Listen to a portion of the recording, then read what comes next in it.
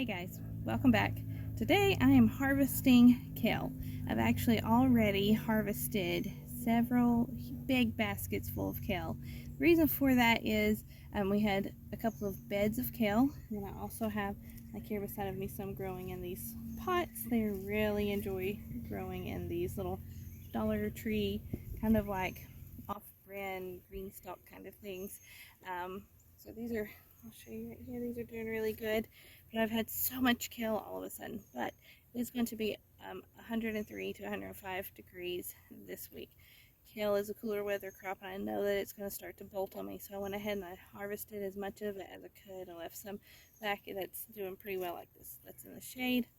But all the other, I just went ahead and harvested all. There's no way that we can eat all of that kale in the next week or two. So I don't want to waste my crop. And so what I am going to be doing is dehydrating my kale and my spinach. I also harvested a lot of spinach, okay, because it also is a cooler weather crop and it has started to bolt on me. And so it starts to get bitter, and I'm going to let it bolt what's left there, and I'm going to go ahead and let it drop its seed and reseed itself, and we'll see what happens there. But for now, I went ahead and harvested all that I could of my kale and my spinach, and I'm going to be putting it in the dehydrator, and we're going to talk about how to dehydrate it and what you could use it for, and that way you're not wasting any of your cool weather crops. And this could be done with any of your leafy greens like kale, spinach, mustard greens, turnip greens, Swiss chard, any of these. If you are about to have a really hot spell and you don't want to just waste all those crops, unless you want to feed them to your livestock or something like that, which this time around I'm going to choose to just dehydrate it. Those are all great candidates to be dehydrated, so I'm going to show you how to do it. Super simple, and we'll talk about a few ways that you can use it once it's been dehydrated. Okay guys, so I've already harvested what was in my big bed, but I will show you. This is just one kale plant right here. Kale grows just like most any other plant does, leafy green does, and that means it is going to be shooting out, and you can see right here new leaves right out of the center, new baby kales right here, and the bigger leaves on the outside, those are going to be your most mature. Now once kale gets like to this size, we're not a fan of it just eating it fresh. Honestly, we like to harvest our kale when it's smaller and sweeter, like these little pieces.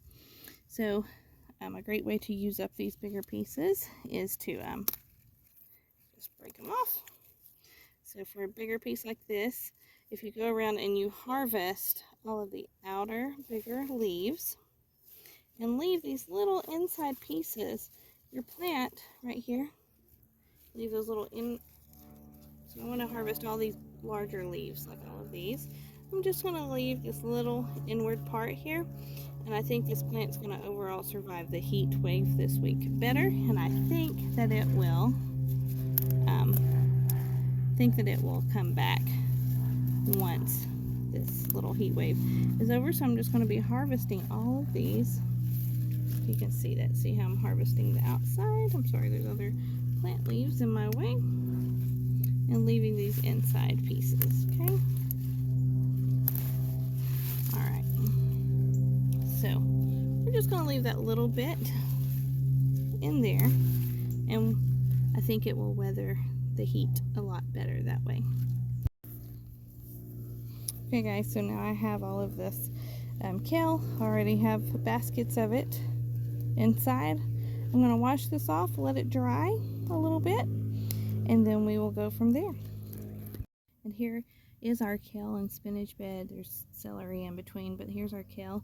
I still have a lot of kale left in here, but I have harvested all of the leaves that were like larger leaves like this, and hopefully these will hang on for a little bit longer, and if not, they will go to seed, and we'll just save seed from them. And all right, let's go dehydrate these. Okay, add that to our little basket, and let's go dehydrate. Okay guys, so I have brought my stuff inside.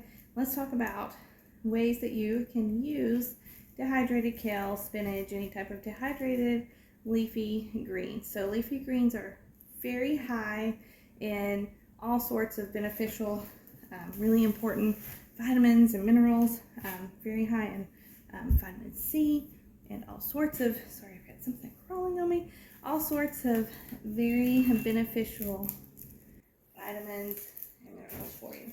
So they are important to have in your diet daily. So a simple way that I plan on using, two simple ways I plan on using my dehydrated leafy greens, this time around kale and spinach, is I plan on dehydrating them and then crushing them down into like a spinach powder, kale powder, and then we will be adding those into our smoothies and into our soups and into our, I can even add them into like spaghetti sauces and such as that, and you're never even gonna know they're there.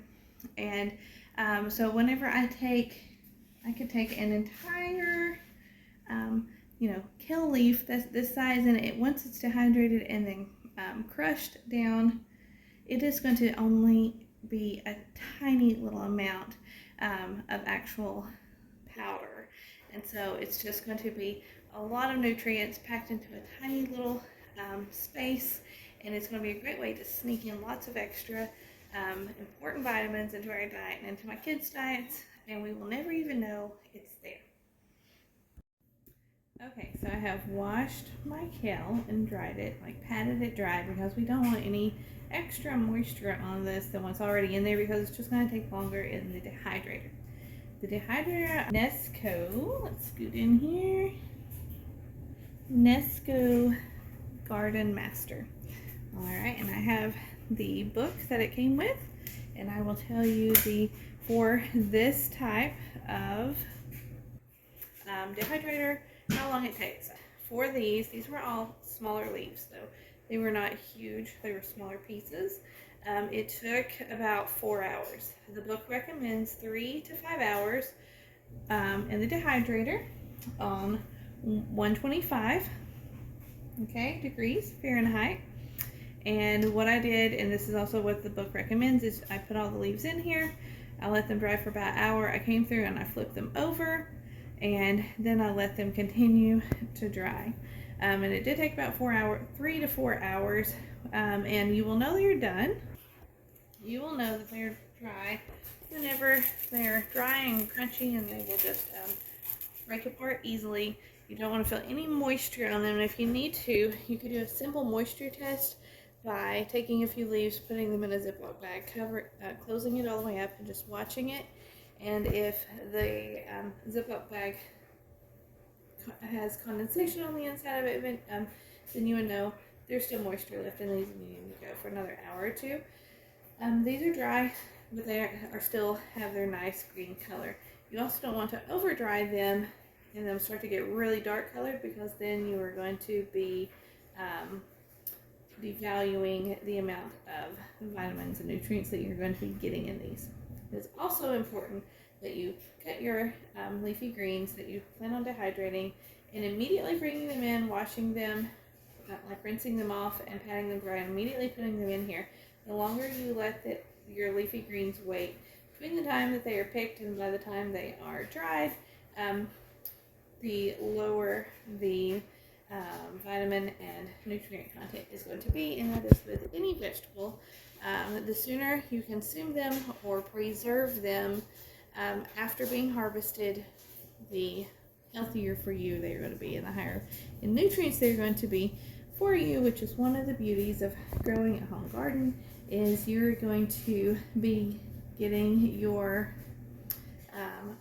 eating your veggies, your plants. You're going to be getting the most bang for your buck, because you're going to be going out there harvesting just what you need for the evening and eating them immediately, and that is when you're going to be reaping the ultimate health benefits from them. So these are already dry, but I want to show you, if you have bigger pieces like this, how I chop them up. Basically, I'm just going to chop them up into slices, and then we'll put a few on the trays. We'll take these off, and I'll show you how to grind them up. Okay guys, for these larger leaves, and I do this whenever I'm canning my greens or anything of that nature, I'm just going to roll the leaves in on each other, kind of roll it all up, and then with a really sharp knife come through and chop it, and you're kind of chopping them into little slices.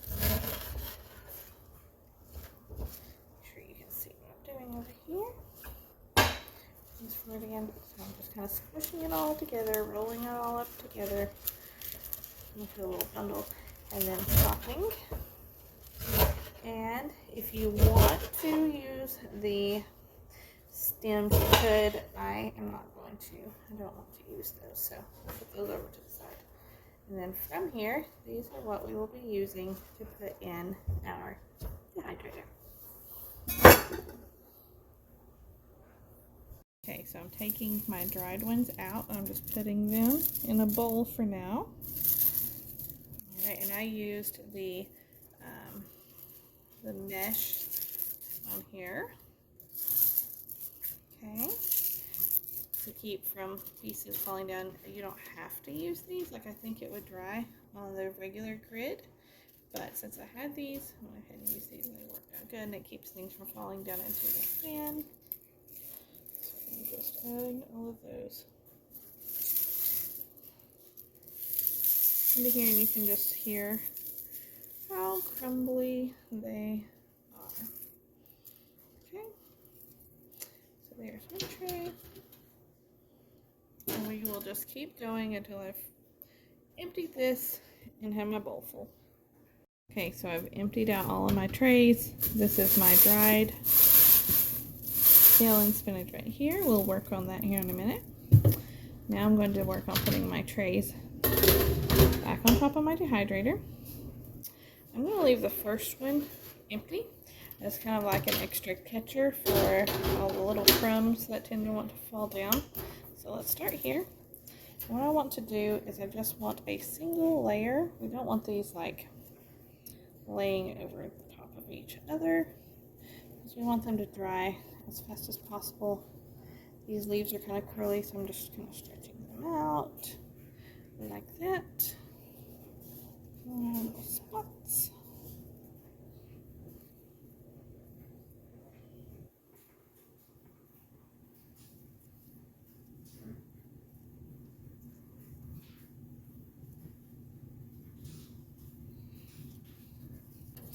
Alright, so that's about all I'm going to put on this tray, because I have plenty of trays. I just want to put a few on here, so I'm just going to keep doing this.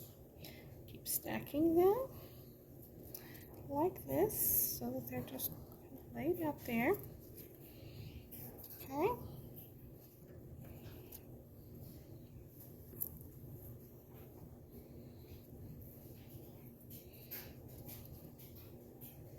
And like I said, I want to let this dry for 1 hour on 125, and then I will flip these leaves, because the dryer is actually down here. And then we will continue to dry, and I'll check, and I will just keep checking on them until they feel like they are really nice and crispy and there's no moisture left inside of them. Okay, just filling in little empty spots. Just go ahead and do this another tray.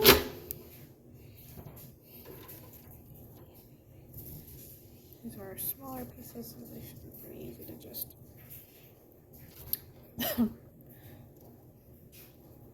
crumble. So this is the perfect example of, even if you don't like to eat something like kale or spinach fresh, how you can still benefit from growing it and using it for the vitamins and nutrients that it will provide you, especially in the wintertime when you don't have anything else growing.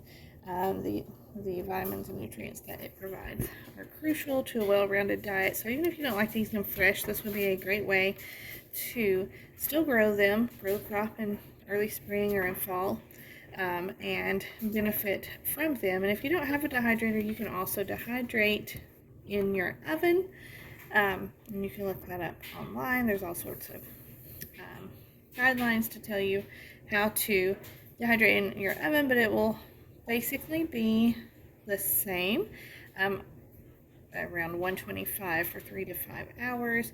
And sometimes if your oven doesn't go quite that low, you can leave your oven cracked open to so it doesn't get quite as hot inside. So anyway, all right, so that's all I needed for that. I want to put an extra tray on top. Oh, we got a leaf hanging out here. Again, I have to fix that up. So down here, Alright, I have it set to, this little dot is 125, and I'm just going to turn it on, and we'll let it go. Okay guys, so now I have this, and I need to process it, and I need to store it. So there's a couple of different ways you can do that. I have this little Ninja. We're going to start there. We're going to see how small it makes it, and then if I want it ground even finer, then I will finish it off with this where I can hand grind it. Okay, so let's just put some in here. Oh, I'm losing it.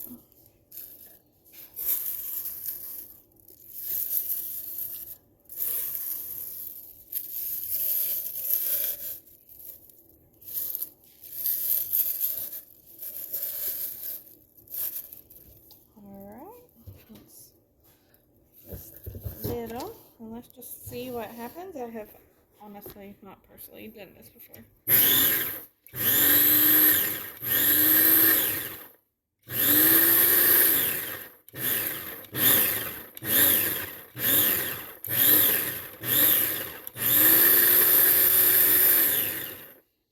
Alrighty. Okay guys, so I am done getting these ground up into powder. And so I went from having almost a 5-gallon bucket full of kale. It was really about 2/3 of the way full. A huge basket full of it, to this. So not only is it pretty cool to get this dehydrated down, that's an easy way to not waste any of your crop, but also look how much you are storing in such a tiny space once you dehydrate something. So I'm just going to put this in a glass jar, seal it up, and mark it, label it, and I will have this ready to use anytime I want to make a smoothie or add it to any sauces or anything that I want to just add some extra something into. And this is going to take such a tiny amount, guys, to equal like a whole bowl full of kale. Is probably only going to be like a teaspoon of this. So that's pretty cool. So let's store it away, and that's how you do it. Okay guys, you can tell we've made a mess. It's very crumbly and messy. I'm going to be adding my little jar topper on here, my little funnel that I use when I'm canning, and I'm just going to pour this in here, get it into my jar, and that is all that spinach turned into, that tiny little amount. Alright guys, have a good day.